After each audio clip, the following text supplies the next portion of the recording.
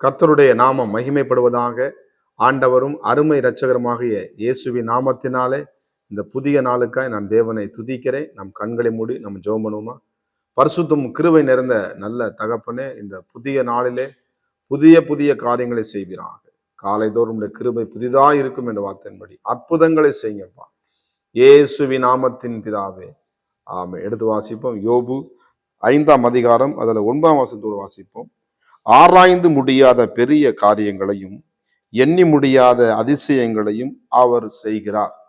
அருமையான தேவனுடைய பிள்ளைகளே, நம்ம என்ன பண்றதா அந்த வசனம் சொல்லுது, ஆராயவே முடியாத நம்ம பெரிய காரியங்களை இந்த புதிய நாளிலே கூட ஆண்டு நம்பினார். பெரிய காரியங்களை தேசமே நீ பயப்படாதேன்னு சொல்ற ஆண்டவர்.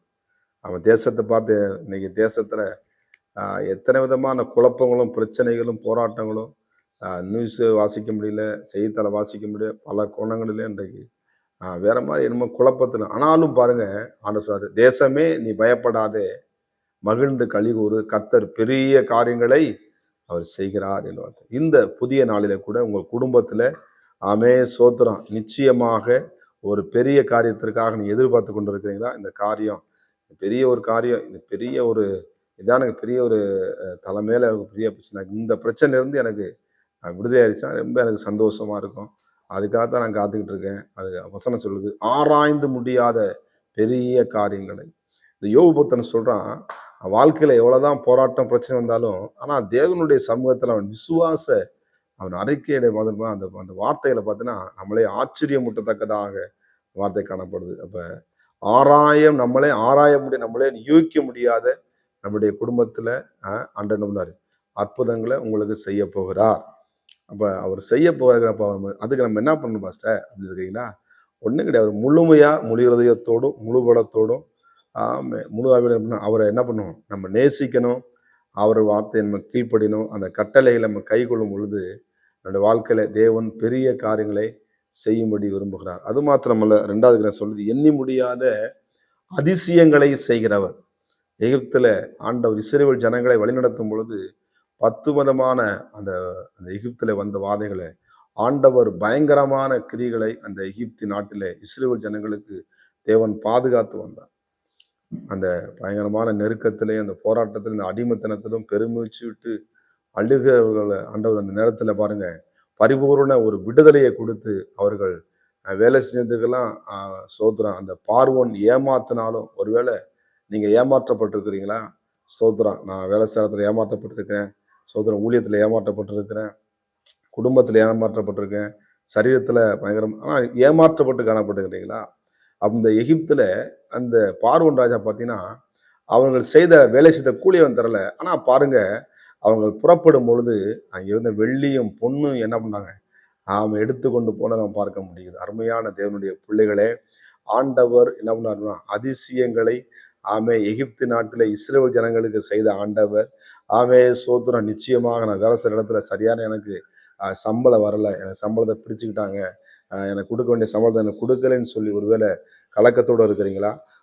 கர்த்தர் நிச்சயமாய் உங்களுக்கு வர வேண்டிய நன்மைகளை, உங்களுக்கு வர வேண்டிய பணங்களை நிச்சயமாக நீங்க சம்பாதித்த பணம் ஒரு நாளும் என்ன பண்ணாதுங்க, அது வீணாகாது.